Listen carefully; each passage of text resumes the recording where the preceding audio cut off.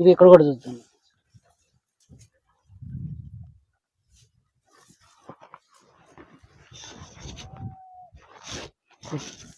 ఇది పాయ దొక్కింది సార్. పాయ చేస్తారు కదా కాలిబాటలని.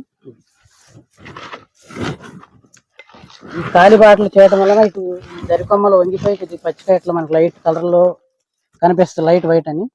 కానీ లోపల సాళ్ళు మాత్రం అవి బాగానే ఉంటాయి, మళ్ళీ గ్రీన్ కలర్లోనే ఉంటాయి, బ్లాక్ కలర్లోనే ఉంటాయి పచ్చికాయ. రండి